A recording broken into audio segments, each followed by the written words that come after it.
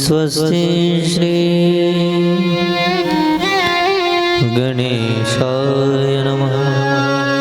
श्री सरस्वते नमः। श्री गुरुभ्यो नमः। ग्रामदेवताभ्यो नमः। गृहदेवताभ्यो नमः। कुलदेवताभ्यो नमः। श्री सकलदेवताभ्यो नमः।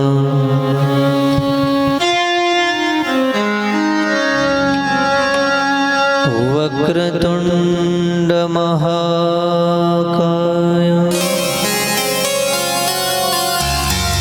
सूर्यकोटि समप्रभा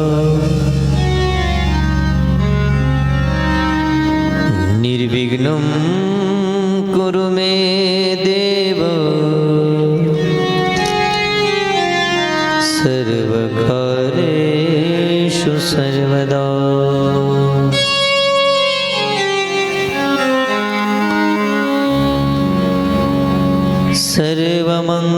सर्वमंगलमांगल्यो शिवे सर्वार्थसाधिके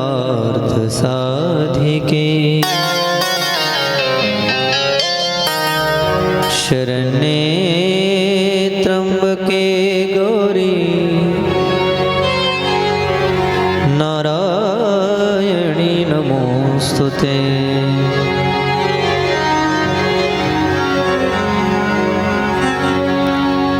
भवानी शंकरो वंदे श्रद्धा विश्वास रूपिणो याभ्या विना न पश्यन्ति सिद्धतान्तमीश्वरो वंदे बोधमयो नित्यो गुरुमशंकर रूपिणो यमाश्रितो हि वक्रोऽपि चंद्र सर्वत्र वन्दते।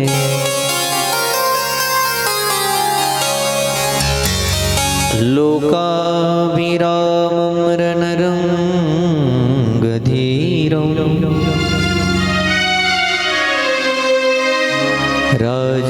राजीवनेत्रं रघुवंशनाथं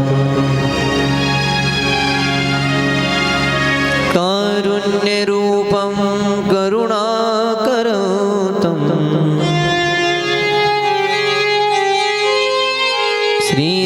श्रीरामचन्द्रं शरणं प्रपद्ये।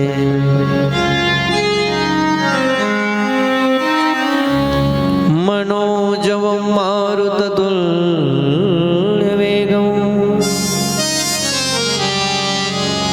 जितेन्द्रियं बुद्धिमतां वरिष्ठं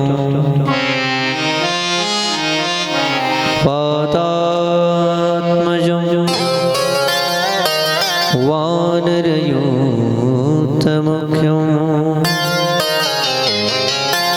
श्रीरामदूतं शरणं प्रपद्ये।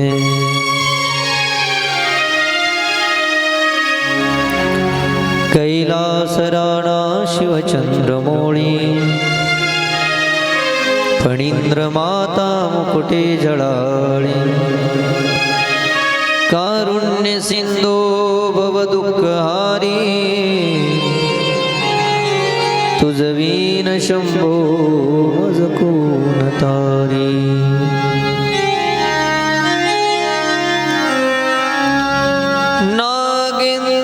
नागेन्द्रहराय त्रिलोचनाय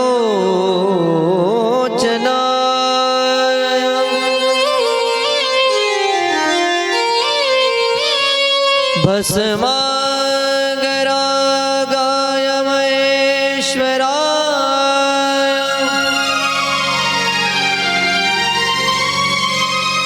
नित्याय शुद्धाय दिगंबराय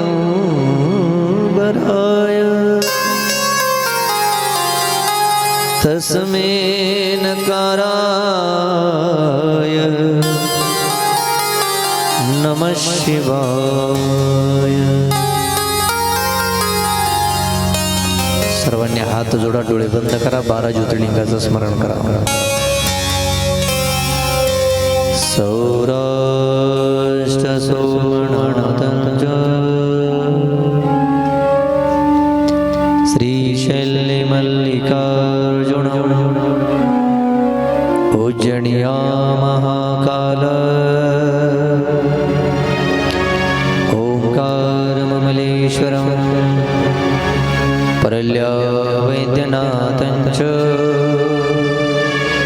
डाकिन्या भीमशंकरं सेतुबन्धे तु रामेशं नागेशं दारुकवने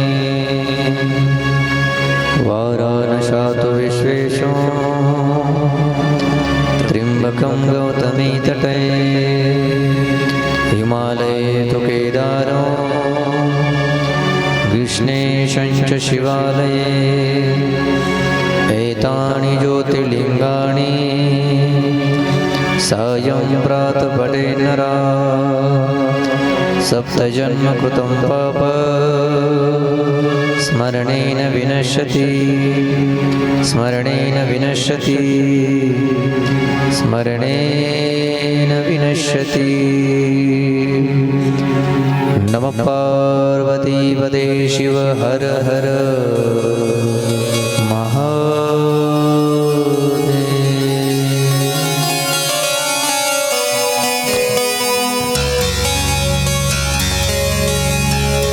भगवान बनेश्वराच्या या पवित्र दरबारामध्ये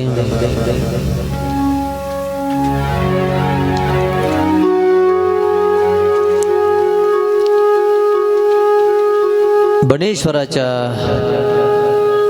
वास्तव्याने पुनीत असणारे हे पवित्र गाव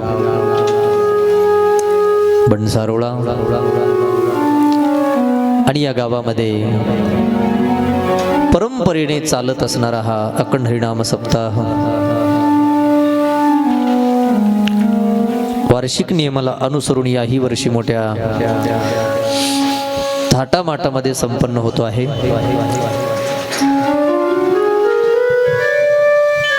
दरवर्षी आपण सर्व बनेश्वराचे भक्त वेगवेगळ्या कथा कीर्तन श्रवण करत असता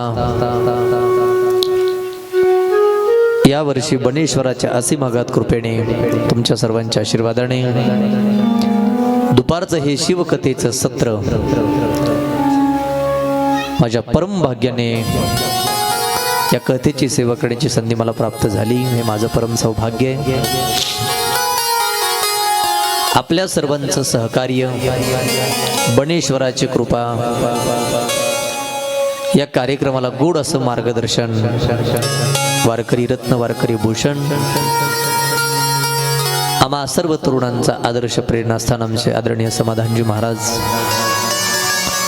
या कार्यक्रमाला ज्ञात अज्ञातपणे सहकार्य करणारे सर्वजण, निकायेनं, कुणी वाचेनं, कुणी मनानं, आणि सर्वांच्या सहकार्याने आणि उपस्थितीने अतिशय भव्य आणि दिव्य हा सप्ताह संपन्न होतो आहे. आज या सप्ताहातील तृतीय दिवस, तिसऱ्या दिवसाचं कथा पुष्प बनेश्वराच्या चरणी समर्पित करण्यासाठी उपस्थित झालेल्या सर्व शिवभक्तांना व्यासपीठाकडून माझा साष्टांग प्रणाम. सगळ्यांना साष्टांग दंडवत. महिला, पुरुष, लहान थोर आपण सर्वजण उपस्थित आहात. माझा आवाज आपल्यापर्यंत व्यवस्थित येतो आहे. ऑपरेटर मधलं आपल्याच गावातील एक ऑपरेटर रत्नामचे बापू महाराज, कुठल्याही महाराजाला सांगावं लागत नाही की हे वाढवा आणि ते कमी करा, असे गोड सिस्टम. आणि एवढ्या सिस्टीमला जर एखादा महाराज नाव ठेवत असेल मग त्याला ह्याच्यातली अक्कल नाही, हे लक्षात ठेवा. गोड असे सिस्टम ऑपरेटिंग. आणि आज अजून दुग्ध शर्करा योग आपल्या सर्वांचे सुपरिचित, अनेक वर्षे या गावामध्ये कथेला ज्यांनी गायनाची साथ केली, सेवा केली, गेल्या वर्षी स्वतः या ठिकाणी कथा केली. आज पुन्हा 5 दिवस आजपासून आपल्या सर्वांच्या समोर गायनाची सेवा करणार आहेत ते रामायणाचार्य, भागवताचार्य, शिवकथाकार, संत चरित्र कथा प्रवक्ते, महाराष्ट्रातील सुप्रसिद्ध कथाकार गायनाचार्य आमचे पांडुरंग महाराज शिंपले, महाराष्ट्रातील गोड असे तबला वादक आमचे आकाशजी महाराज पंचाळ, ऑपरेटर आणि या दोघांसाठी एकदा जोरदार टाळी वाजवा तुम्ही स्वागत म्हणून.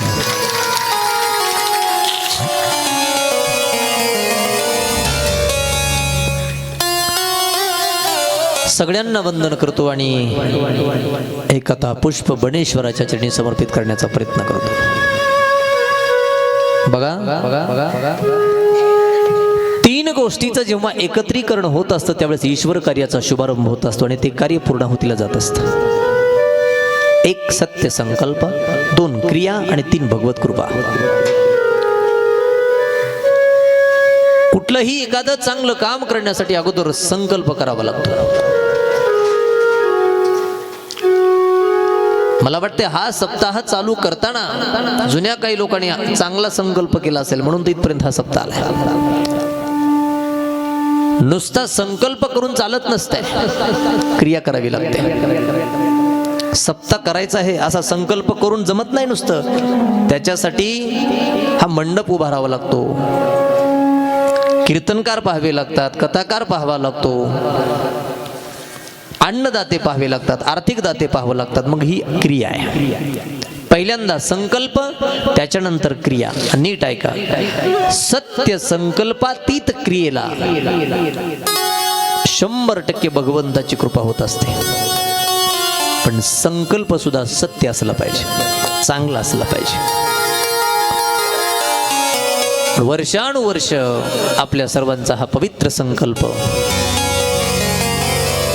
त्याच्यासोबत चालत असलेली ही क्रिया, बनेश्वराची कृपा आहेच म्हणून वर्षानुवर्ष हा कार्यक्रम चालतो आहे. आपण सगळे निमित्त आहोत, करून घेणारा देव आहे, लक्षात ठेवा. आपण सगळे निमित्त आहोत. आपल्याच्यानं काहीच होऊ शकत नाही भगवंताची कृपा नसेल तर. या तीन गोष्टीच्या एकत्रीकरणाने अतिशय भव्य आणि दिव्य हा सप्ताह संपन्न होतो आहे. आपल्या समोर कथा गाण्याची संधी मला प्राप्त होते, हे माझं परम सौभाग्य आहे. नक्कीच माझ्या संचितामध्ये ही सेवा साठलेली होती आणि म्हणून ही कथा श्रवण करत असताना पहिल्यांदा महात्म्य सांगितलं,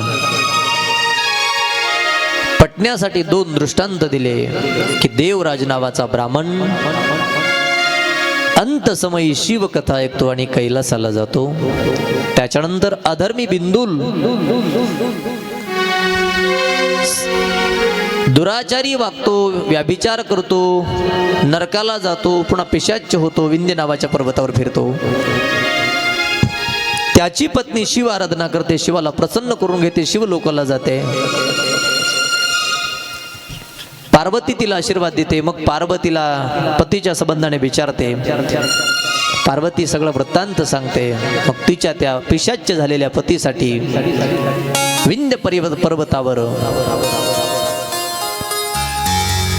तुंबरू जातो आणि हे पुराण त्याला सांगतो आणि तो पिशाच्य झालेला बिंदुल सुद्धा शिवलोकाला निघून जातो. हे याचं महात्म्य आहे.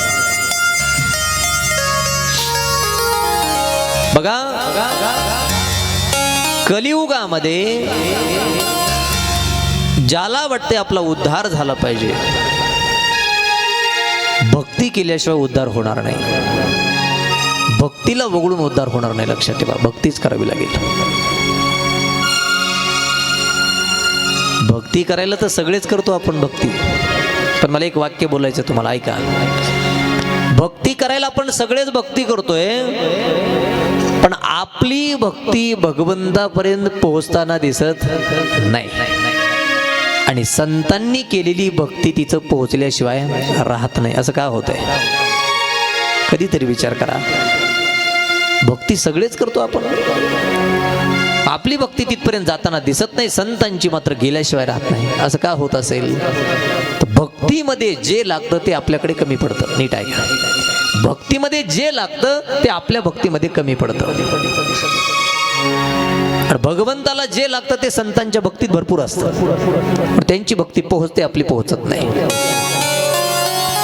काही माणसं म्हणतील महाराज भगवंतापर्यंत भक्ती पोहोचण्यासाठी भक्तीमध्ये नेमकं लागतं काय? माऊली ज्ञानोबराय स्पष्ट हरिपाठामध्ये बोलतात. हा बघा बरं किती श्रोते चांगलेत. मी म्हणायच्या आधी त्या काकू म्हणल्या बस तेच म्हणायचं मला. भावे विन भक्ती भक्ती विन मुक्ती बळे विन शक्ती बोलू नये बळे विन शक्ती बोलू नये बळे विन शक्ती बोलू नये. भावे विन भक्ती भक्ती विन मुक्ती बळे विन शक्ती बोलू नये बळे विन शक्ती बोलू नये बळे विन शक्ती बोलू नये. हरी मुखे म्हणा हरी मुखे म्हणा हरी मुखे म्हणा हरी मुखे म्हणा हरी मुखे म्हणा हरी मुखे म्हणा म्हणा हरी मुखे म्हणा हरी मुखे म्हणा हरी मुखे म्हणा हरी मुखे म्हणा. पुण्याची गणना कोण करे पुण्याची गणना कोण करे पुण्याची गणना कोण करे. हरी मुखे म्हणा हरी मुखे म्हणा पुण्याची गणना कोण करे पुण्याची गणना कोण करे पुण्याची गणना कोण करे. भावे विन भक्ती भक्ती विन मुक्ती बळे विन शक्ती बोलू नये बळे विन शक्ती बोलू नये बळे विन शक्ती बोलू नये. माऊली म्हणले चार चौघात जर बोलायचं असेल लय मोठ्यानं तर अंगात अवसन असलं पाहिजे. मी तर कुणाच्या नादीच लागत आपल्या अंगात अवसन. कीर्तनात कुणी कथेत कुणी उठून गेलं बडबड केली झोपलं मी त्याच्या नादी लागत नाही, त्याच्या नादी लागत आपल्या अंगात अवसन. मी तर म्हणत असतो करत आहोत असे सूत्रऋषी सांगतायत. सूत म्हणतात शौनकांनो तुम्हाला जर या पुराणाचा परिचय द्यायचा झाला तर ऐका. शिवपुराण हे जीवाला 4 पुरुषार्थाची प्राप्ती करून देणारं पुराण आहे. आपण नेहमी कधीही कीर्तन प्रवचनामध्ये कथेमध्ये पुरुषार्थ ऐकलेत बघा. कोणते? धर्म अर्थ काम मोक्ष हे 4 पुरुषार्थ आहेत. धर्म अर्थ काम मोक्ष चारीच्या 4 पुरुषार्थ प्राप्त करणं हे जीवाला शक्य होणार नाही. कमीत कमी आम्ही जीवन जगत असताना एखादा तरी पुरुषार्थ मिळवला पाहिजे. पहिला पुरुषार्थ आहे धर्म. धर्म या पुराणाचा परिचय काय? 4 पुरुषार्थाची प्राप्ती करून देणारं पुराण म्हणजे शिवपुराण. 4 पुरुषार्थ प्राप्त करणं काय शक्य आहे का आपल्यासारख्या जीवाला? कमीत कमी एखादा पुरुषार्थ प्राप्त केला पाहिजे. त्याच्यातला पहिला पुरुषार्थ आहे धर्म. धर्म धर्म म्हणजे तरी काय? ज्याच्याद्वारे जगल्यानंतर माणसाला विजय प्राप्त होतो त्याचं नाव आहे धर्म. यतो धर्मस्ततो जया. ऐका, ज्याच्याद्वारे जगल्याच्या नंतर विजय प्राप्त होतो यश प्राप्त होतो त्याचं नाव आहे धर्म. पण धर्माच्या काही बाजू या पुरुषार्थाच्या मी कळण्यासाठी सोपं करतो आपल्याला. ऐका, एक धर्म म्हणजे सदाचार, 2 धर्म म्हणजे सत्य, 3 धर्म म्हणजे दया आणि 4 धर्म म्हणजे अहिंसा. लक्षात ठेवा. या 4 गोष्टीला धर्म म्हणायचे. सदाचार म्हणजे धर्म, सत्य म्हणजे धर्म, दया म्हणजे धर्म आणि अहिंसा म्हणजे धर्म. याला धर्म म्हणतात. थोडा विस्तार करू आपण. पहिली गोष्ट, सदाचार म्हणजे धर्म. सदाचार म्हणजे तरी काय?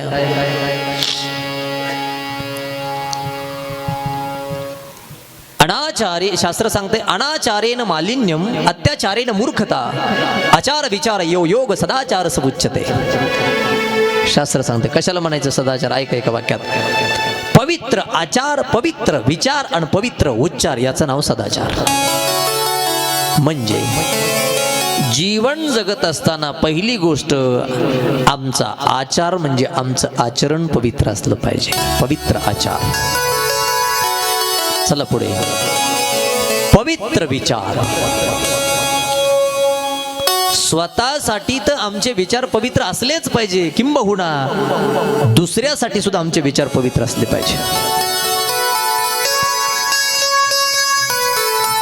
मी एक प्रश्न विचारतो तुम्हाला सगळ्यांना.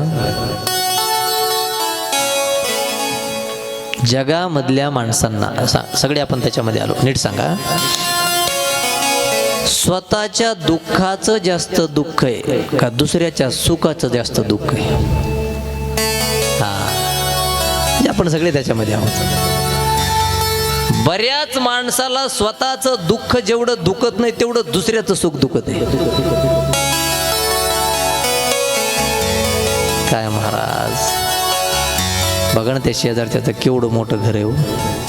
कधी होईल हो आमचं?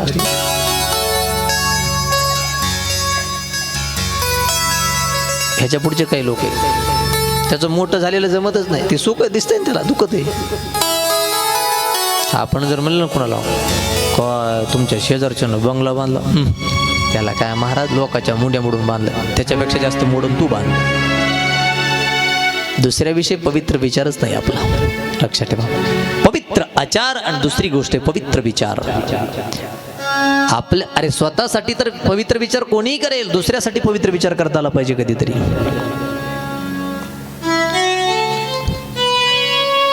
संतांना आणि आपल्याला जर एका तराजूमध्ये टाकायचं झालं तर आपलं पारडं कधीच खाली जाणार नाही. लक्षात ठेवा, वरच राहीन ते.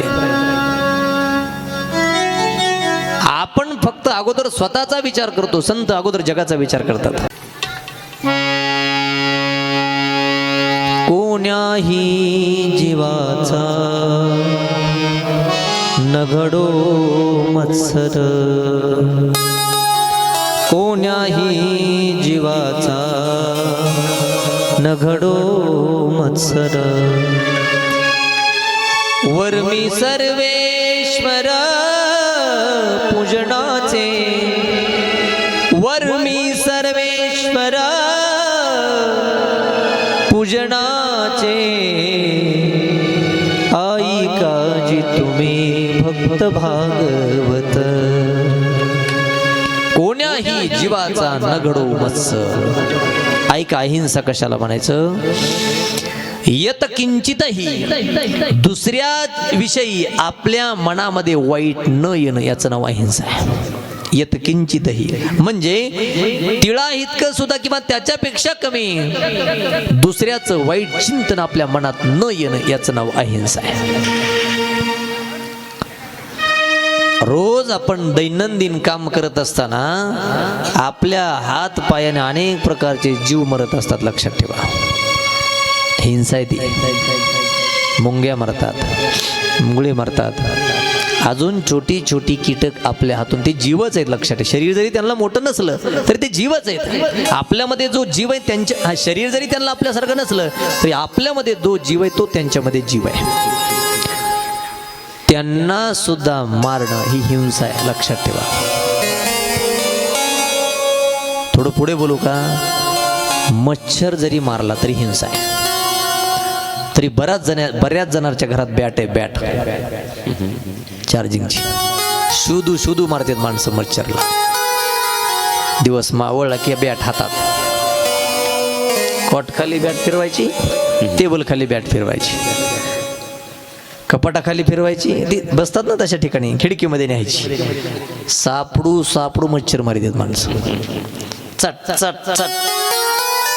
बघा तुम्ही कोणी कोणी किती मारले जरा बघा, हिशोब लावा.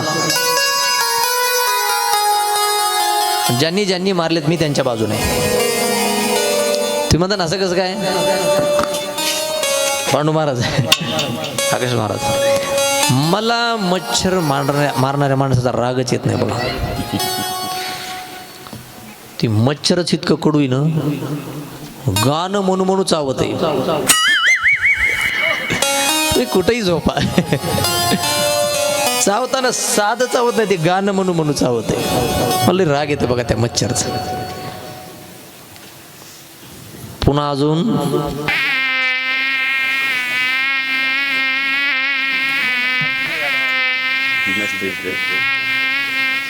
ते गाणंच आहे त्याचं मच्छरचं. कमीत कमी उजाड असल्यावर तरी ते जवळ येत नाही. अंधार होऊ द्या, ते ढिलच पडत नाही गाणं म्हणाय. रात्रच्या रात्र झोप येत नाही.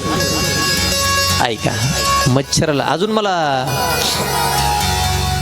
दोन त्या जीवाचा लय राग येते बघा. मच्छर सारखा मच्छरचा, उंदराचा एक लय राग येते बघा दादा महाराज मला.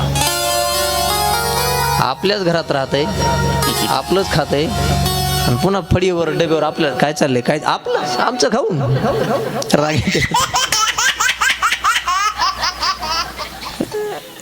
अजून एका जीवाचा लय राग येते बघा मला, शिडीचा.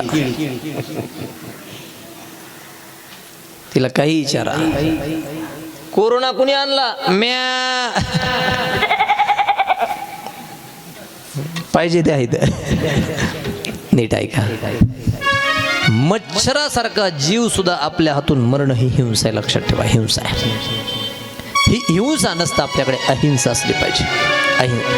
अहिंसा परमो धर्म. म्हणजे अहिंसा म्हणजे धर्म, सत्य म्हणजे धर्म, दया म्हणजे धर्म आणि सदाचार म्हणजे धर्म. जीवन जगता असताना दया आमच्या जीवनात आली पाहिजे, सत्य आमच्या जीवनात आलं पाहिजे. ऐका, अहिंसा आमच्या जीवनात आली पाहिजे आणि सदाचार आमच्या जीवनामध्ये आला पाहिजे. या चार गोष्टी ज्याच्या जीवनामध्ये येतील, समजायचं त्यानं धर्म नावाचा पुरुषार्थ जिंकलाय. लक्षात ठेवा, चारीच्या चारी पुरुषार्थ आपल्याच्यानं जिंकणं शक्य नाही. अरे धर्म नावाचा पुरुषार्थ जिंकायचा असेल तर शेवटच्या श्वासापर्यंत खोटं बोलून जमणार नाही. धर्म नावाचा पुरुषार्थ जिंकायचा असेल तर तुम्हाला सगळ्यांची दया आली पाहिजे. धर्म नावाचा पुरुषार्थ जिंकायचा असेल तर लक्षात ठेवा, तुमच्याकडे अहिंसा असली पाहिजे. आणि धर्म नावाचा पुरुषार्थ आपल्याला जिंकायचा असेल तर आपल्याकडे शेवटपर्यंत पवित्र आचरण असलं पाहिजे, पवित्र विचार असला पाहिजे आणि आपले पवित्र उच्चार असले पाहिजे बोलताना. मग धर्म नावाचा पुरुषार्थ जिंकता येईल. पण बघा, पुराणांनी संतांनी आपल्याला लय सोपं सांगितलंय. मला खरं सांगा, लोकांना सोपं पाहिजे का अवघड? काय पाहिजे? सोपं. चला पुढे. फायदा पाहिजे का तोटा? हा, फायदाच पाहिजे. अवघड कोणी नकरी सांगता, सुलभ बहुता गोड वाटे. लोकांना काय पाहिजे? सोपं पाहिजे. आणि तोटा नाही तर काय पाहिजे? फायदा पाहिजे. एखादा माणूस जर चहा प्यायला बसला, तोंडाला चहा लावायचा आहे, तेवढ्यात माशी पडली. पिन गदी दिला नाली टाकून, दे रे दुसरा. 10 रुपये म्हणजे काय लय किंमत आहे का? दुसरा. ज्यानं 10 रुपयाचा चहा नालीमध्ये फेकून दिला, घरामध्ये जेवायला बसला, मस्त बासमती तांदळाचा भात, जेवढा भात तेवढं अर्ध तूप भातावर. आता तुपाचा घास खाणार, तुपात माशी पडली. आता दिन का फेकून? हा, आता फेकून नाही देत, चुकून हानीन. 700 रुपये किलो, 10 रुपयाचा चहा. फायदा बघितला जातो. मला हे सांगायचं, काय बघितला जातो? फायदा. माणसाला तोटा नाही, फायदा पाहिजे. आणि अवघड नाही, सोपं पाहिजे. संतांनी लय सोपं सांगितलंय. अरे धर्म नावाचा पुरुषार्थ मिळवणं तसं सोपं नाही. शेवटच्या श्वासापर्यंत खोटं बोलून जमणार नाही. कुणाचीही दया येणं गरजेचं आहे. शेवटपर्यंत खरंच बोलावं लागेल. आमच्याकडे अहिंसा यावी लागेल तर धर्म नावाचा पुरुषार्थ जिंकता येईल. पण संतांनी सांगितलं, तुम्ही एक काम करा, बनेश्वराच्या मंदिरामध्ये जा आणि डोळे भरून बनेश्वराला पहा, एक काय 4 पुरुषार्थाची प्राप्ती. धर्म अर्थ काम मोक्ष, धर्म अर्थ काम मोक्ष, धर्मार्थ काम मोक्ष, धर्मार्थ काम मोक्ष. शिव देखता प्रत्यक्ष, शिव देखता प्रत्यक्ष, शिव देखता प्रत्यक्ष, वाचे वदता शिवनाम नाम, वाचे वदता शिवनाम, शिवनाम वाचे वदता शिवनाम. शिव देखता प्रत्यक्ष, शिव देखता प्रत्यक्ष, शिव देखता प्रत्यक्ष. वाचे बदला शिवनाम नाम, वाचे बदला शिवनाम, शिवनाम वाचे बदला शिवनाम. शांती ब्रह्म एकनाथ महाराज 4 पुरुषार्थाला ज्याला प्राप्त करून घ्यायचंय त्याच्यासाठी सोपा मार्ग सांगतात. धर्म अर्थ काम मोक्ष. कुणाला? शिव देखता प्रत्यक्ष. डोळे भरून तुम्ही भगवान शंकराला पहा, 4 पुरुषार्थाची प्राप्ती आहे.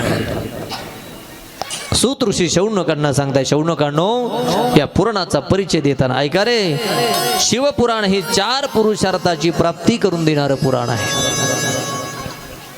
एवढंच नाही, अज्ञान रूपी अंधकार नाहीसा करून ज्ञानाचा प्रकाश देणारं पुराण आहे. अज्ञानाचा अंधकार घालवणारं आणि ज्ञानाचा प्रकाश निर्माण करणारं हे पुराण आहे. अजून पुढे या पुराणाचा परिचय देताना सूत ऋषी शौनकांना सांगतात, शौनकांनो या पुराणाच्या श्रवणाने या हृदयाला कमळाची उपमा देतात, कमळाची. या पुराणाच्या श्रवणाने हृदयरूपी कमळ आनंदाने विकसित होईल, आनंदाने विकसित होईल. आनंद म्हणजे परमात्म्याचं स्वरूप आहे, लक्षात ठेवा. आपण भागवतामध्ये ऐकत असतो, महात्म्यामध्ये सुखाला विरुद्धार्थी शब्द आहे, ज्ञानाला विरुद्धार्थी शब्द आहे, रात्रीला विरुद्धार्थी शब्द आहे, सज्जनाला विरुद्धार्थी शब्द आहे, पुण्यवानाला विरुद्धार्थी शब्द आहे. पण आनंद या शब्दाला विरुद्धार्थी शब्दच नाही. कोणी म्हणेल दुःख, तो सुखाचा विरुद्धार्थी शब्द आहे, आनंदच नाही. आनंद म्हणजे हे परमात्म्याचं स्वरूप आहे. आनंद आद्वय नित्य निरामय, आनंद आद्वय नित्य निरामय, आनंद आद्वय नित्य निरामय, आनंद आद्वय नित्य निरामय. जे का निज ध्येय योगियाचे, जे का निज ध्येय योगियाचे, आनंद आद्वय नित्य निरामय, आनंद आद्वय नित्य निरामय. जे का निज ध्येय योगिया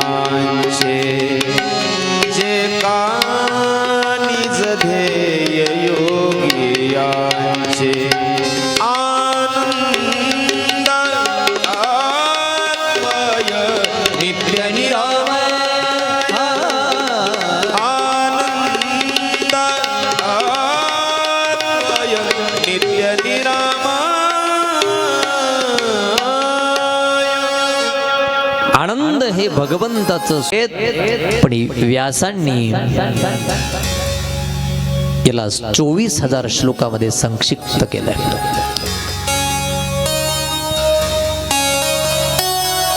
सूत म्हणतात हे पुराण अमृतापेक्षाही गोड आहे. हे पुराण वेदांचं सार आहे. याच्यामध्ये भक्ती, ज्ञान, वैराग्य अशा अनेक प्रकारच्या कथा आहेत. शौनकांनी पुढे प्रश्न केला, महाराज परम श्रद्धेनं या पुराणाचं श्रवण कसं केलं पाहिजे सांगा. परम श्रद्धेनं याच्या काही अटी बघा, लक्षात ठेवा.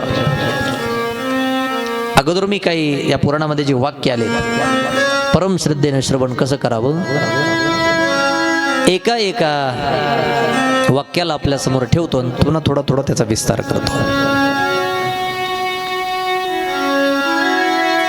पहिला प्रकार सांगितलाय, प्रारंभी सत्य संकल्प करावा. एक,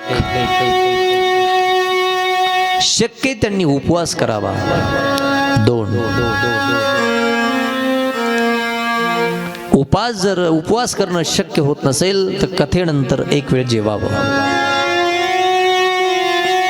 त्याच्याही पुढे नियम सांगितलाय, श्रोत्यानी किंवा श्रवण करणाराने सात्विक भोजन करावं. त्याच्या पुढचा नियम आहे, शक्यतो मौन बाळगावं जोपर्यंत श्रवण चालू आहे. 7 दिवस कथा आहे तर 7 दिवसामध्ये मौन पाळलं पाहिजे. महाराज आणि संसार कसा चालवायचा नाही बोललो काय. बरं मला सांगा बरं, 8 दिवस जर घरात नाहीच बोललो तो काय बंद पडून वाटते तुम्हाला? सूर्य निघणार नाही का मावळायचा नाही?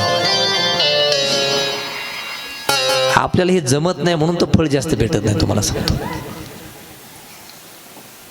देव मिळवणं तरी काय सोपं आहे का हो? शबरीच्या राम घरी आले म्हणजे उगच आले काय? लग्नाच्या आदल्या रात्री घरातून पळाली, भजन करत बसली 82 वर्षे. उग काय देरे हरी पणगौरी असते काय ती? ऐका, सोपं नाही. आपल्याला 24 तास 12 तास एखादा नियम पाळणं होत नाही. 7 दिवस आणि मौन. चहा लागला तर कसं मग अवघडच आहे. मी तुम्हाला एखादा नियम सांगतो बघा, जमते का बघा. आज 5 वाजल्यापासून उद्या 2 वाजेपर्यंत एक नियम सांगतो. पाळता का नाही मला माहित नाही, सांगून तर जातो. सांगू का? ऐकण्यापुरतं तर हो म्हणा की पाळा, नाही तर नका पाळू. ऐका, हा 24 तासाकरता नियम आहे. आज 5 ते उद्या 5. 24 तास बी नाही पाळायचा. एकच नियम सांगतो, रात्री झोपताना पांघरून घ्यायचं नाही. मरा होता. ऐका, मी विनोदाने बोललो, तुम्ही टेन्शन घेऊन आला की मरताना थंडीत पांघरून नाही का? नीट ऐका. शक्यतो मौन पाळलं पाहिजे. चला पुढे ऐका. श्रवण जोपर्यंत चालू आहे, आता नियम कायमसाठी चांगला आहे, पण कमीत कमी श्रवण करताना 7 दिवसाचं श्रवण आहे का, तेवढ्या दिवसात तरी निंदा कोणाची करायची नाही. त्याच्या पुढे सदैव आपल्या या मन मंदिरात शंकराचं ध्यान करायचं. याच्यात तासा नियम सांगितलाय की कथेला येत असताना श्रोत्यांनी काहीतरी प्रसाद आणला पाहिजे. जे साखर आणा, शेंगदाणा, तुम्हाला काय वाटतं, प्रसाद आणला पाहिजे. मोठ्या पात्रामध्ये टाकायचा आणि जाताना सगळ्यांनीच खायचा. प्रसाद आणला पाहिजे. पुन्हा भगवान शंकराची भजने गायली पाहिजेत. काही लोक म्हणतात, महाराज आम्ही काय तुमच्यासारखं शिकलोत का? महाराजाच्या मागं म्हणा तरी काय जाते आपलं. भगवान शंकराची भजने गायली पाहिजेत. भजन जरी नाही गाता आली, कमीत कमी ओम नमः शिवाय या मंत्राचा जप सतत केला पाहिजे.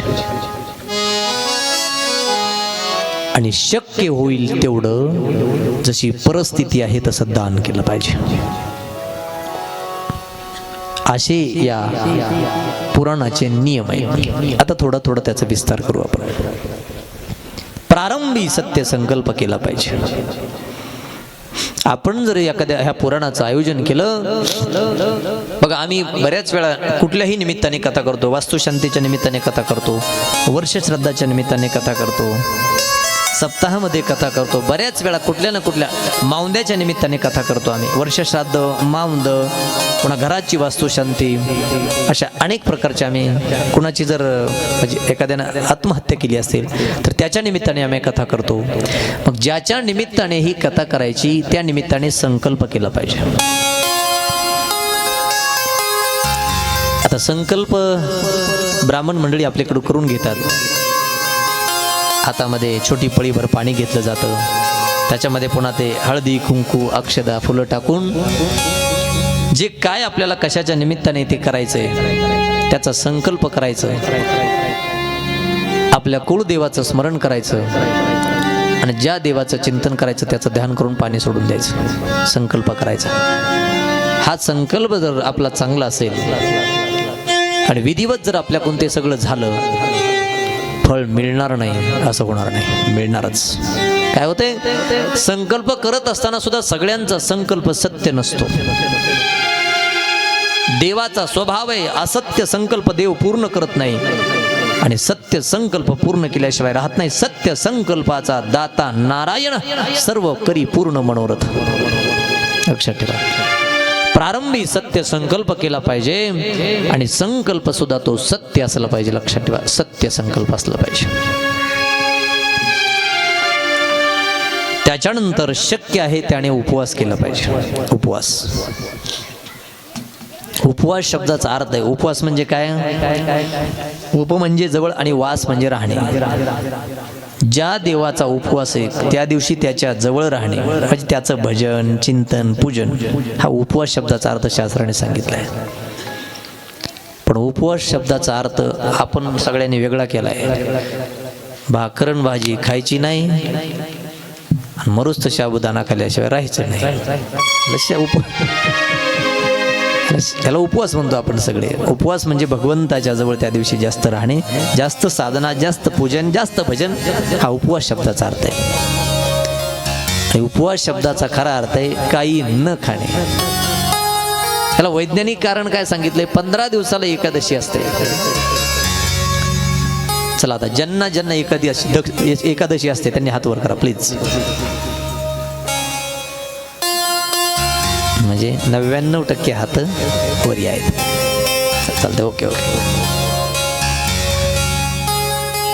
आवाज झाला की खाली करा की दादा महाराज. आता कवर हात वरी करायचा. आमच्या सेवेतले भारी माणूस आहे. महाराजाला हालू सुद्धा देत नाही. काय पाहिजे, हालू तर द्या महाराजाला. छान लय सेवा करतात दादा महाराज. महाराज काय देस तुम्हाला, बस ऐक. एक वारकऱ्याने 2 व्रत केले पाहिजे, एकादशी आणि महादेवाचा सोमवार. एकादशी व्रत सोमवार न करती कोण त्यांची गती होईल नेनो. एकादशी व्रत करायचं आणि सोमवार करायचं, 2 व्रत सांगितलेत वारकऱ्यासाठी. तुम्हाला जे आवडतात ते व्रत करायला काही हरकत नाही. आणि जी माणसं एकादशी करत नाहीत ती माणूसच नाही, प्रेत आहे, प्रेत. असं मी म्हणत नाही, माझ्यावर चिडू नका. देहूला जाण तुकाराम महाराजाला भांडा.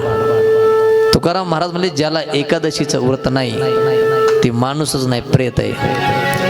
जया नाही नेम एकादशी व्रत, जाणावे ते प्रेत सर्व लोक. एकादशीचं व्रत जर करत नसाल तर महाराज म्हणतायत ते प्रेतच आहे.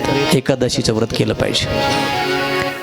निरहार राहून व्रत केलं पाहिजे, पण निरहार राहणं शक्य होत नाही म्हणून आपणच एक मन काढली सगळ्यांनी. गाढवासारखं चर एकादशी धर, किती खा. आणि उपवासाच्या दिवशीच आपण जास्त खातो. तुम्ही बघा सर्वे करून. उपवासा दिवशी तर लवकर चहा. उपवास आदल्या दिवशीपर्यंत तयारी असते उपवासाची. उद्या उपवास आहे, थोडं अर्धी भाकर जास्त. उपवासा दिवशी ते विचारूच नका. सकाळी चहा दूधन कुवा पिन, पुन्हा 10 वाजता फळं, पुन्हा 11-12 वाजता दशम्या, पुन्हा दुपारी उन्हाचं ताक, पुन्हा 4 वाजता काजून बदामन खजुरन, पुन्हा संध्याकाळी 2-4 दशम्या. संध्याकाळीच पुन्हा पोराला म्हणते पाप्या पावाचा पुढं आणून ठेवू द्या का, आजची एकादशी आहे. आपण उलट त्या दिवशी जास्त खातो. उपवास बघा, हे आध्यात्मिक कारण झालं की उपवास केला पाहिजे. याला वैज्ञानिक शास्त्र असं सांगतंय 15 दिवसाला एकदा उपवास म्हणजे माणसाने काहीच खायचं नाही, फक्त पाणी प्यायचं. शरीरासाठी ते चांगलं असतंय, लक्षात ठेवा. आणि आमचे श्री गुरु भगवान महाराज उरबगावकर सांगत असतात, भगवान महाराज उरबगावकर, माणसाला खाण्याचं झोपण्याचं ऐका आणि वेळेवर उठण्याचं जर नियोजन लागलं तर माणूस आजारीच पडणार नाही. नीट ऐका, वेळेवर खाणं, वेळेवर झोपणं आणि वेळेवर उठणं किंवा पहाटे उठणं हे जर माणसाला नियमात जमलं, शक्यतो तो माणूस आजारी पडणार नाही. खाताना 4 घास कमी खाल्ले पाहिजे. ऐका, शक्य आहे त्याने उपवास केला पाहिजे. शक्य होत नसेल तर मग कथेनंतर एक वेळ जेवलं तरी काही हरकत नाही. जमत नसेल शरीराला तर मग शरीराला त्रास द्यायचा नाही, लक्षात ठेवा. तसली भक्ती देव मान्य करत नाही. उपवास शक्य नसेल तर कथेनंतर एक वेळ जेवलं पाहिजे. आणि त्याच्या पुढे महत्वाची अट आहे, श्रवणकाराने शक्यतो सात्विक भोजन केलं पाहिजे. सात्विक.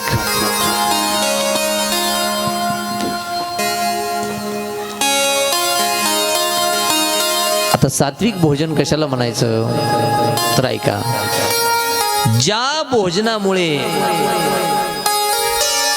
विकार वाढणार नाहीत, ऐका, ज्या भोजनामुळे मनामध्ये विकार तयार होणार नाहीत आणि ज्या भोजनामुळे शरीराला रोग तयार होणार नाहीत असं जेवण केलं पाहिजे. तुकाराम महाराजांनी सात्विक भोजन सांगितलं. युक्त आहार विहार, युक्त आहार विहार, नेम इंद्रियासी सार, नेम इंद्रियासी सार, हा नसावी बासर, आनसावी बासर, निद्रा बहु भाषण, निद्रा बहु भाषण, निद्रा बहु भाषण, निद्रा बहु भाषण, युक्त आहार विहार, युक्त आहार विहार,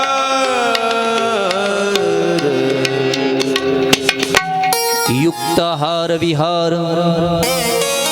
लक्षातच ठेवा, ज्या खाण्यामुळे मनामध्ये विकार तयार नाही झाले पाहिजे आणि ज्या खाण्यामुळे शरीराला रोग नाही तयार झाला पाहिजे असं जेवण जेवलं पाहिजे.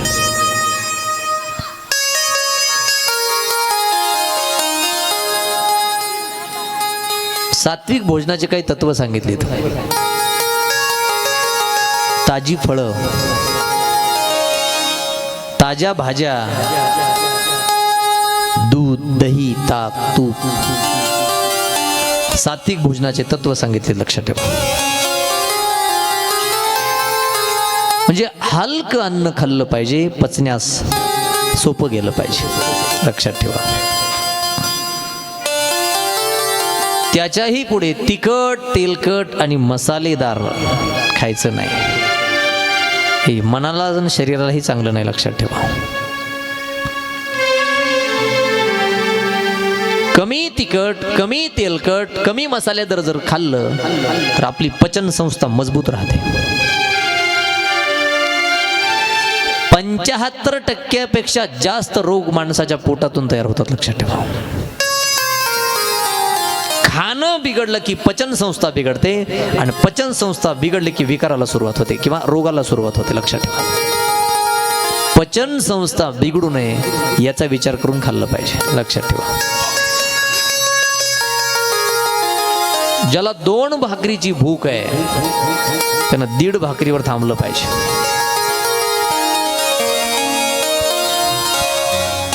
नाही तर काहीच खाणं विचारूच नका.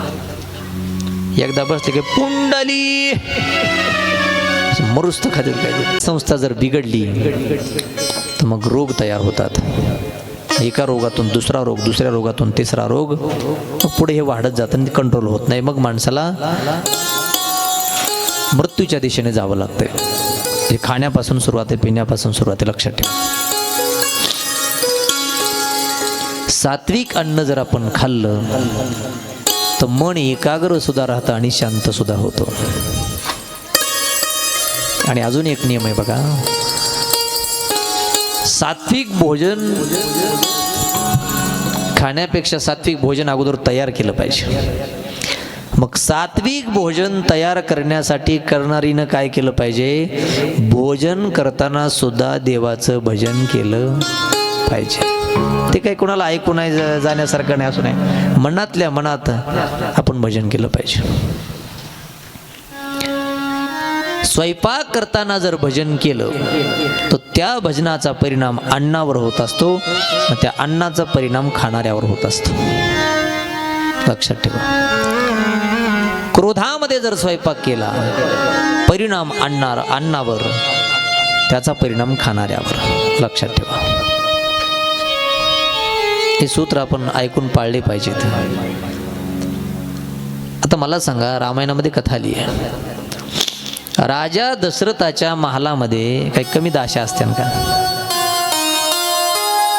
काय 2-4 दाशाला जर सांगितलं राम, लखन, भरत, शत्रुघ्न यांना जेवायला स्वयंपाक बनवा, किती वेळात किती दाशा स्वयंपाक तयार करतील चांगला पंचपक्वानाचा? नाही. पण स्वयंपाकाच्या वेळेस स्वतः कौशल्यमयी स्वयंपाक घरामध्ये जायची आणि या सगळ्यांना खाण्यासाठी स्वयंपाक बनवायची. दाशाकडे जर स्वयंपाक दिला तर कोण कशी माहीत नाही, घरी येऊन काय भांडणं करून आली का काय करून आली माहीत नाही. त्यांनी जर अन्न बनवलं तर अन्नाचा परिणाम खाणाऱ्यावर होऊ शकतो. लक्षात ठेवा.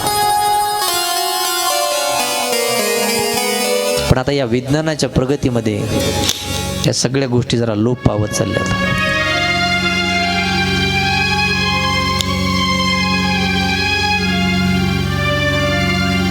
घरामध्ये जुन्या काळामध्ये लई साधनं नव्हती.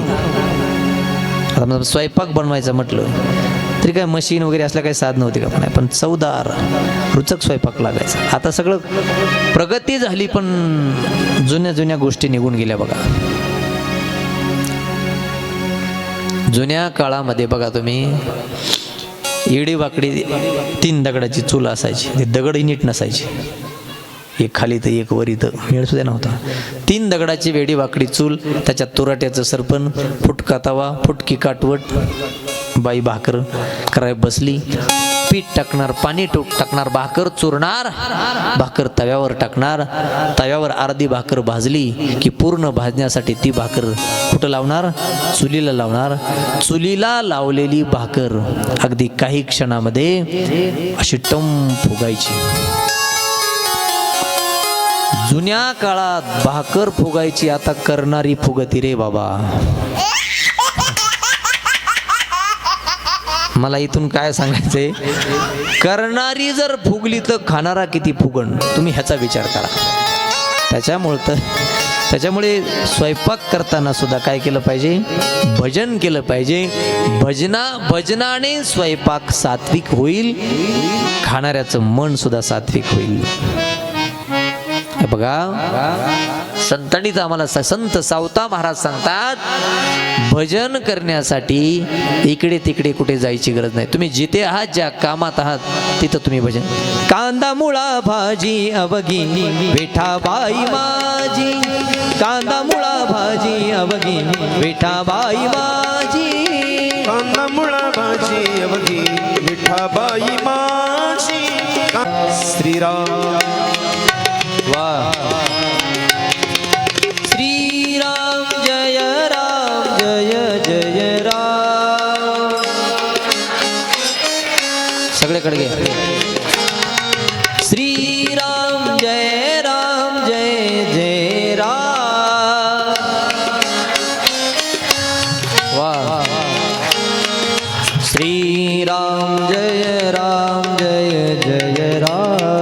बोला सगळे.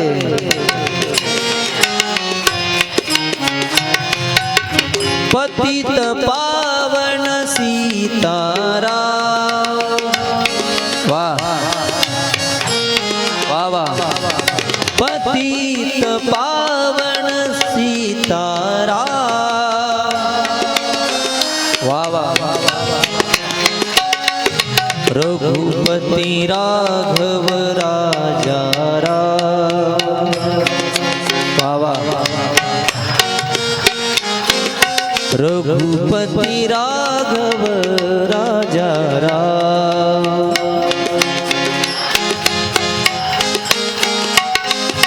अवधपुरी के राजा राम. वाह. वृंदावन के राधेश्याम.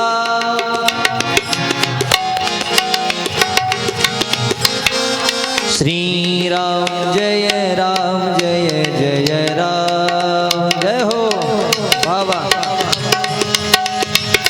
हा श्री राम जय जय राम. बाबा. श्री राम जय जय राम. वाह वाह. बोलो बोलो श्री राम जय जय राम.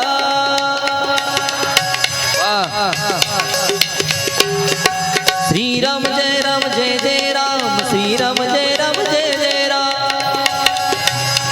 वाह. श्री राम जय जय राम. श्री राम जय जय राम. वाह. हो श्री राम जय जय राम.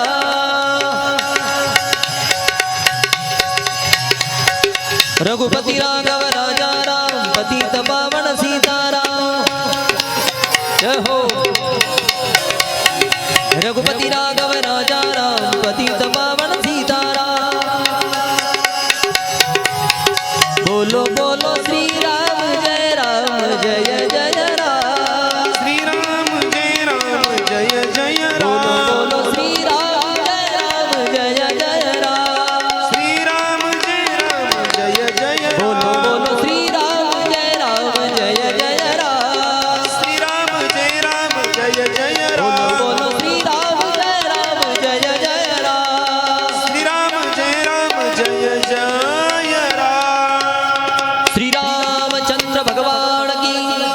पवन सूत हनुमान की. गणेश्वर भगवान की.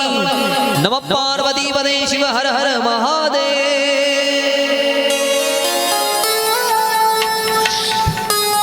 मला आज तर असं वाटलं पांडुरंग महाराज आले नसते तरी आपण भागविलं असतं. छान भजन. वा. भजनाचे संस्कार आहेत तुमच्या सगळ्यावर. परंपरेनं सप्ताह आहे ना, त्याच्यामुळे संस्कार आहेत सगळ्यावर भजनाचे.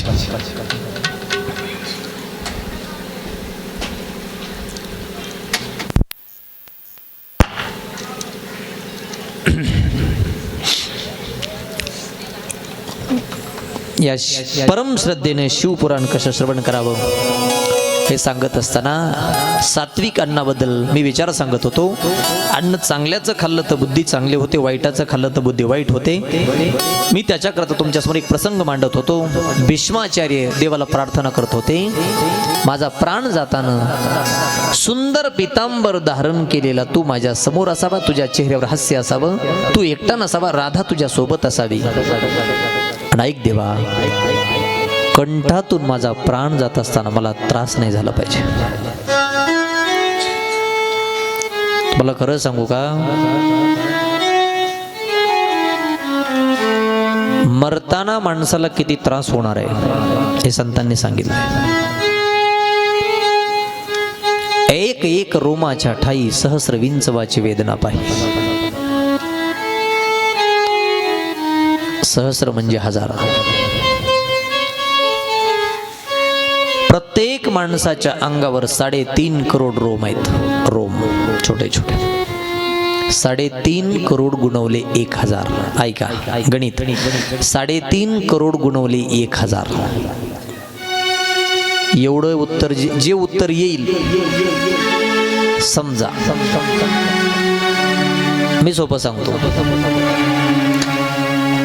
एखाद्या वेळेस जर आपल्याला 1000 विंचू चावले, एकदाच 1000, एका वेळी जर आपल्याला 1000 विंचू चावले तर किती आनंद होईल.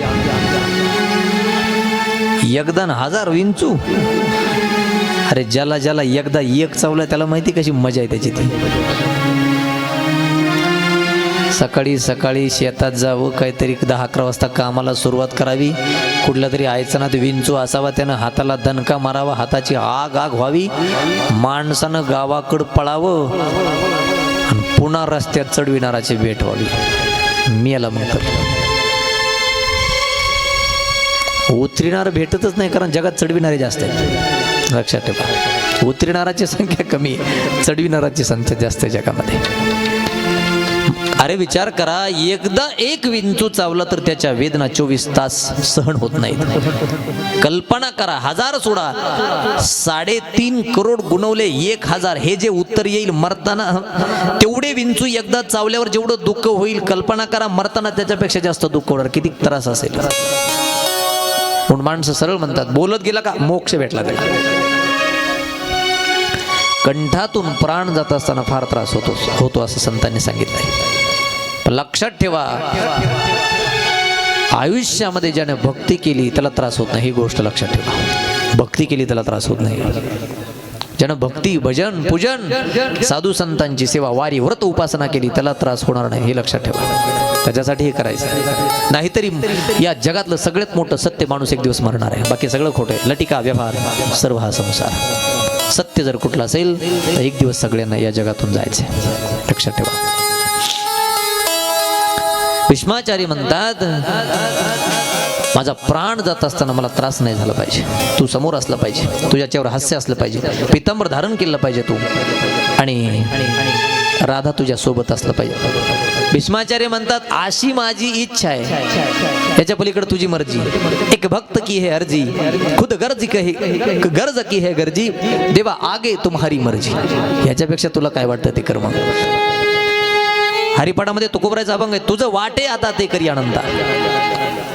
महाराजांची बायको मेली, संतू नावाचा मुलगा मेला, लोकांनी गाडून धिंड काढली, गाता पाण्यात बुडवला, गावात त्रास व्हायला लागला, डोंगर धरला. या वाईट लोकांनी तिथं सुद्धा एक बाई पाठवली, एवढा त्रास दिला तरी महाराज म्हणतात, तुझं वाटे आता ते करी आनंदा. उलट बरे झाले देवा, निघाले दिवाळे.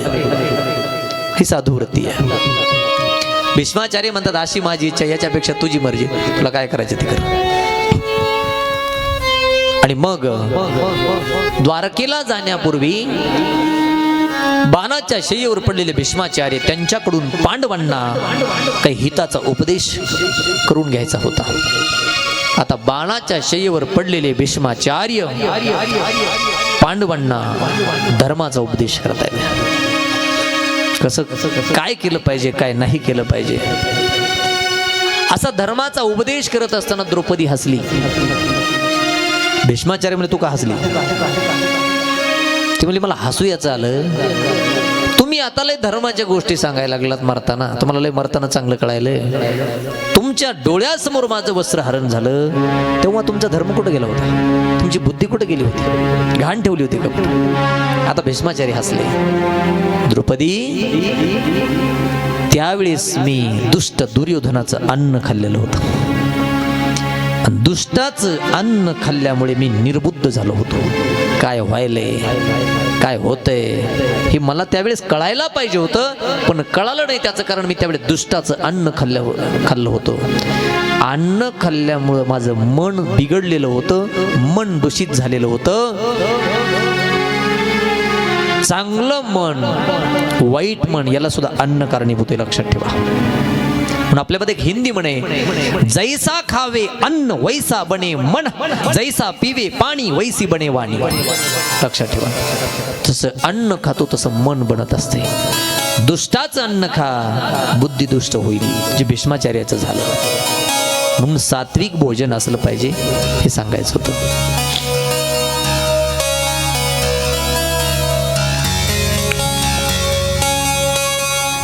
पण माणसाला कसं आहे, अजून प्रकार आहे त्याच्यामध्ये. माणसं हॉटेलला जेवायला जातात, हॉटेलचं जेवण चवदार लागेल पण सात्विक नसेल, पवित्र नसेल.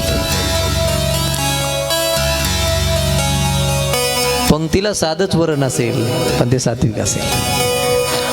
हॉटेलच्या भाजीपेक्षा त्याची चव तुम्हाला कमी लागेल पण ते पवित्र असेल आणि सात्विक असेल. पण बनसारोळ्यामध्ये स्वयंपाक चवदार नव्हता, काय म्हणायची हिंमत आहे आमची. त्याचं कारण स्वयंपाक चांगला असतो सगळ्या पंक्तीला. आज जेवायला गेलो आम्ही, अतिशय सगळं चवदार होतं महाराज. म्हणजे करणारे मनापासून करतात, 1000-500 माणसाची जीव घालतात.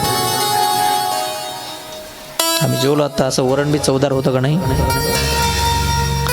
आता काही ठिकाणचं वरण ज्याला नाही धोरण ते सप्त्यातलं वरण. आता तरी बरं आहे मला, जुन्या काळात हे आचारी बिचारी काही नव्हते. एखाद्या घरात जर पंगत म्हटली 2-4 म्हाताऱ्या वरण करायला.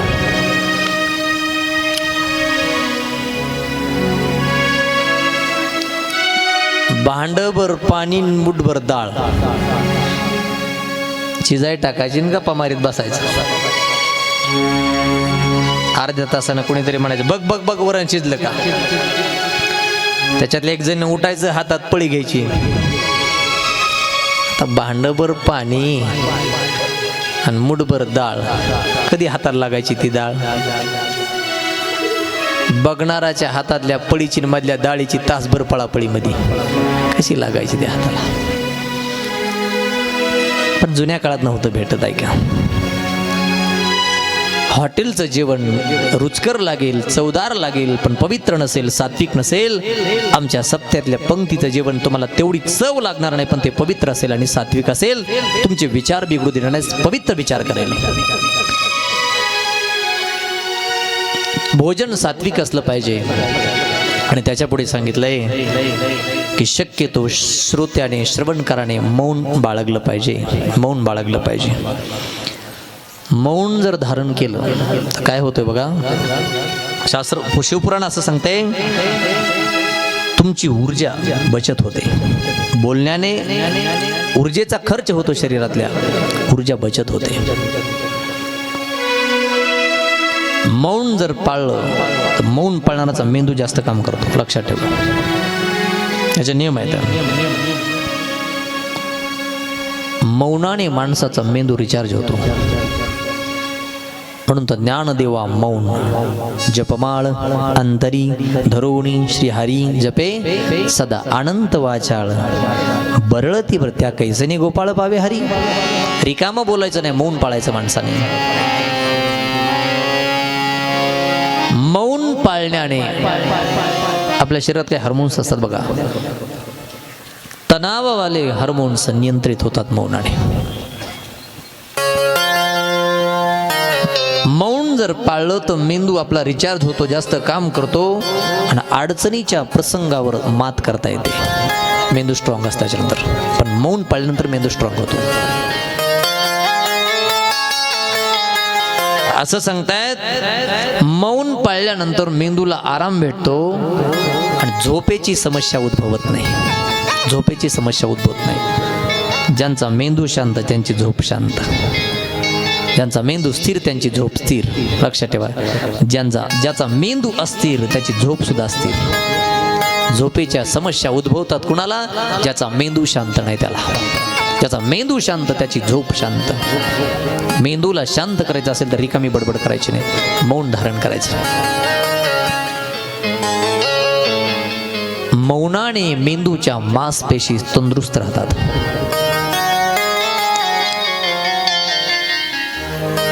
मौन राहणं हे हृदयासाठी सुद्धा लाभदायक असं शिवपुराण सांगतंय. ऐका, आणि म्हणून सात्विक भोजन करावं, मौन बाळगावं. त्याच्या पुढे मनात देखील कोणाची निंदा करू नये.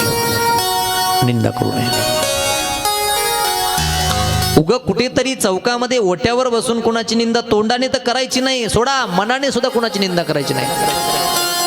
त्याचं असंच होईल, त्याचं तसंच झालं, असं नाही करायचं.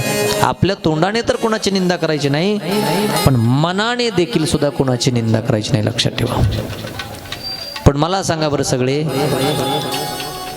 आपली निंदा कोणी करू दे, आपण निंदा कोणाची करायची नाही, हे लक्षात ठेवा. उलट देवाला मागणी करायची, निंदकाचे घर असावे शेजारी. आपली निंदा जर करत असेल तर एक रूम जास्त काढा, त्याला राहायला तिथं आणा, आपली निंदा करणारा. काय काय बघा, महाराजजी म्हणले का निंदकाचे घर असावे शेजारी, त्याला कारण आहे. आपली निंदा करणारा माणूस आपले पाप रूपी कपडे स्वच्छ करून देत असतो. करती पातकाची धुणी, करती पातकाची धुणी, करती पातकाची धुनी, करती पातकाची धुनी. मोलने घे साबणी, मोलने घे साबणी, करती पातकाची धुणी, करती पातकाची धुणी, करती पातकाची धुणी, करती पातने घे साबणी, मोलनाची साबणी, करती पातकाची धुणी. करती पातकाची धुनी, करती पातकाची धुनी. आपली निंदा करणारा माणूस आपले पाप रूपी कपडे स्वच्छ करून देतो, तेही बिना साबणाचे, बिना काही आपल्याकडून घेता. आपली निंदा करणारा एक नसावा, 100 असावेत. आपली निंदा करणारा एक नसावा, 100 नाही 1000 असावेत, लक्षात ठेवा. आपले पाप रूपी कपडे स्वच्छ करून देत असतात ते. आपली निंदा करणारे किती असू दे, आपण कोणाची निंदा करायची नाही, लक्षात ठेवा. देव भेटीचे जे काही उपाय आहेत, नीट ऐका.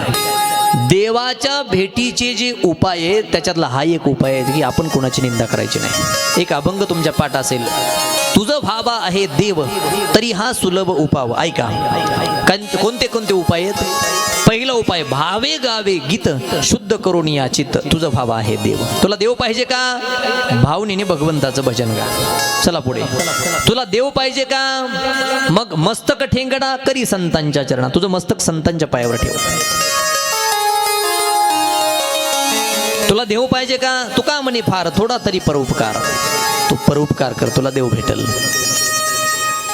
आणि त्याच्या पुढे महत्वाचं आहे, अनिकाचे कानी गुणदोष मनानं आणि. उग कुठेतरी बसायचं, हे असलाच आहे ते तसलाच आहे, ह्याला काय कळतं त्याला काय कळतं, असलं करतच बसायचं नाही. आपल्याबद्दल कुणी काही बोलू दे, आपण कोणाबद्दल बोलायचं नाही, हे लक्षात ठेवा. उलट आपल्याबद्दल बोलणारे कमी नाही, जास्त असले पाहिजे. आपले पाप रूपी कपडे स्वच्छ करून देत असतात ते. त्याच्यामुळे अनिकाचे कानी गुणदोष मनाने, लक्षात ठेवा. कुणाची निंदा करायची नाही, शिवपुराण सांगतंय.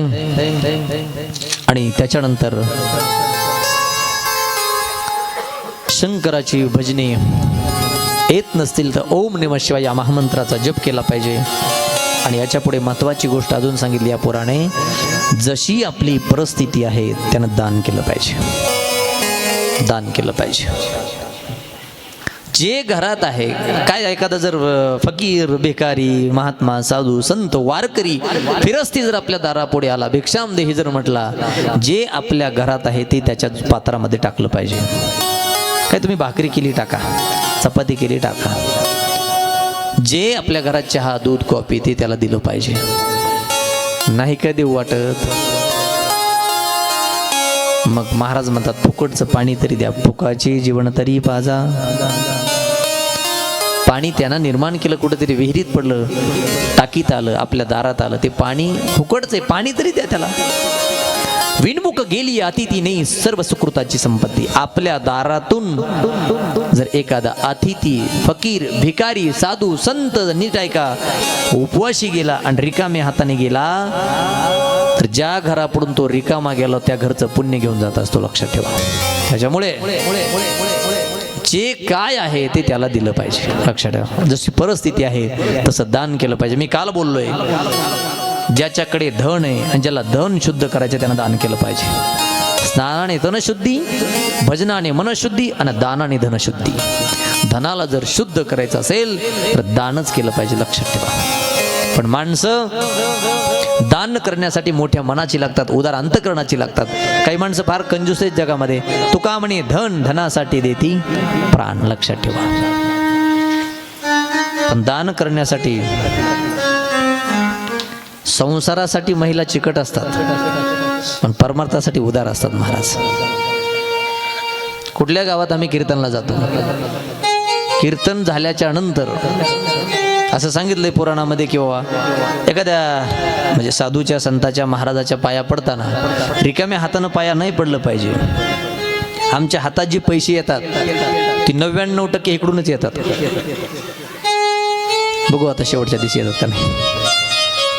विनोदानं बोललं मी सोडून द्या, मला त्याचा तेवढा हे नाही. ऐका, संसारासाठी काटकसर असते आणि परमार्थासाठी महिला उदार असतात. म्हणून तर धर्म आणि संस्कृती जपण्याचं काम महिला करतायत. शक्य आहे तेवढं दान आपण केलं पाहिजे. हट्ट नाही एवढंच करा तेवढंच करा.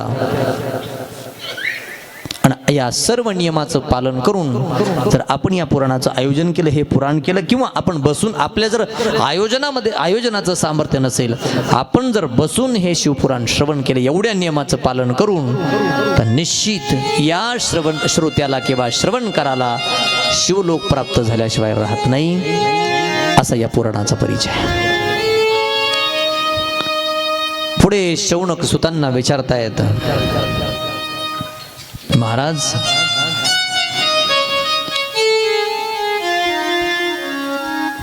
भगवान शंकराच्या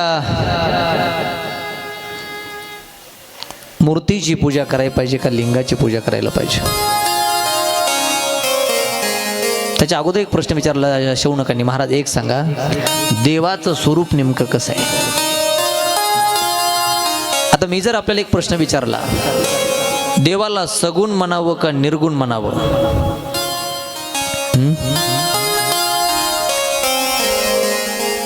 माऊली म्हणले संभ्रमात पडूच नका, तुझ सगुण म्हणो की निर्गुण रे, सरगुण निर्गुण एकू गोविंदू रे, तुझ सगुण म्हणो की निर्गुण रे. अरे देव कसा आहे हे वेदाला कळणं तर आपल्याला काय, वेदा नाही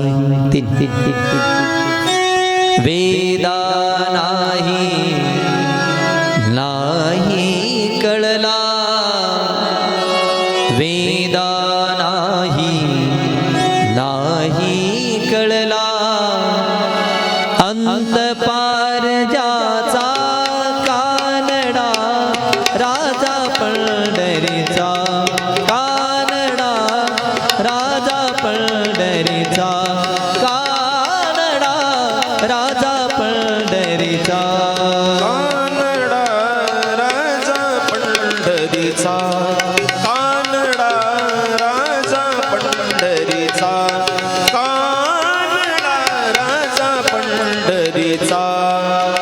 निराकार तो निर्गुणेश्वर, असा प्रगटला असा विटेवर, उभय ठेविले हात कटेवर, उभय ठेविले हात कटेवर, पुतळा चैतन्याचा कानडा, राजा पंढरीचा कानडा, राजा पंढरीचा कानडा, राजा पंढरीचा कानडा, राजा पंढरीचा कानडा, राजा पंढरीचा कानडा, राजा पंढरीचा. पंढरीचा हा नाम्याची खीर चालतो चोखोबाची गुरे राखितो हा नाम्याची खीर चाकितो चोखोबाची गुरे राखितो हा नाम्याची खीर चालतो चोखोबाची गुरे राखितो हा नाम्याची खीर चाकितो चोखोबाची गुरे राखितो पुरंदराचा हा परमात्मा पुरंदराचा हा परमात्मा वाली कामाजीचा कानडा राजा पंढरीचा कानडा राजा पंढरीचा कानडा राजा पंढरीचा वेदा नाही कळला अंत पारयाचा कानडा राजा पंढरीचा कानडा राजा पंढरीचा वेदाला जिथे देव कळणं तिथे आपल्याला देव कळत असतो का? माऊली म्हणले सगुण आहे का निर्गुण आहे का भानगडीतच पडू नका, गोविंद म्हणान पुढे चला. तुझं सगुण म्हणो की निर्गुण रे, सगुण निर्गुण एक गोविंदू रे. गोविंद म्हणून त्याला पुढे चला, संभ्रमात पडू नका. आणि खरंच बघायचं झालं सगुण निर्गुणाचा जर विचार करायचा झाला तर बघा देव निर्गुण निराकार आहे. रंग नाही, रूप नाही, नाही वर्णछाया, निर्गुण निराकार एक तोची रघुराया. बघायला गेलं तर देव निर्गुण निराकार आहे, पण गरज पडली तेव्हा भक्ता करता सगुण साकार झाला. निराकार नराकार झाला किंवा निराकार आकाराला आला फक्त भक्तांसाठी. भक्ता राखे पायापाशी दुर्जनासी. बघायला गेलं तर तो निर्गुणच आहे, पण सगुण झाला भक्ता करता. सवे तुकया मेला तेने अगुणा आणिला. लक्षात ठेवा, निर्गुण निराकाराच आहे, पण भक्ता करता तो सगुण साकार झाला. सूतऋषी शौनकांना सांगतायत सगुण निर्गुण याच्या भानगडीत याच्या वादात पडायचं नाही, याच्या संभ्रमात पडायचं नाही. त्याचं भजन करायचं, भक्ती करायची, आणि तो प्राप्त कसा होईल याचा विचार करायचा. शौनकांनी अनेक प्रश्न विचारले. त्यावेळी सूत ऋषी पुढे कथा सांगतायत की शौनकांनो, अरे सगळ्या पुराणापेक्षा मोठं आणि महान असं तत्व पुराण भगवान शंकराला प्रिय असणारे हे पावन शिवतीर्थ अर्थात शिवपुराण आहे. जगामध्ये सगळ्यात मोठं तत्व जर कुठलं असेल तर ते शिवतत्व आहे. शिवतत्व आहे. बघा तुम्ही, कृष्णाच्या वडिलाचं नाव आपल्याला सांगता येईल वसुदेव, रामाच्या वडिलाचं नाव सांगता येईल दशरथ, शंकराच्या सांगता येत नाही का अजन्म तत्व आहे ते. सृष्टीचा प्रलय त्याच्या हातामध्ये, उत्पत्ती ब्रह्मदेव, पालन पोषण विष्णू आणि प्रलय भगवान शंकराच्या हातामध्ये. सगळ्यात मोठं शिवतत्व आहे. अरे एवढंच नाही, शौनकांनो सृष्टीचा उत्पत्ती करता ब्रह्मदेव, पालन पोषण करता विष्णू, यांचा सुद्धा वाद मिटवण्यासाठी ज्या तत्वाला प्रगट व्हावं लागलं ते तत्व म्हणजे शिवतत्व आहे. शौनक म्हणले ब्रह्माचा आणि विष्णूचा वाद, हो अहंकार झाला होता दोघांना, मी श्रेष्ठ मी श्रेष्ठ. यांचा अहंकार घालवण्यासाठी सुद्धा जे तत्व प्रगट झालं ते शिवतत्व आहे. किंवा ब्रह्माचा विष्णूचा अहंकार घालवण्यासाठी भगवान शिवजीने एक अवतार धारण केला. तो अवतार म्हणजे कालभैरवाचा अवतार आहे. आणि भगवान सूत ऋषी शौनकांना सांगतायत भगवान शंकर कालभैरवा रूपामध्ये कसे प्रगट झाले. त्या शिवाच्या भस्माचा महिमा, पुन्हा रुद्र महिमा, शिव नाम महिमा, बिल्व महिमा, असे अनेक. अरे ब्रह्माच्या आणि विष्णूच्या वादासाठी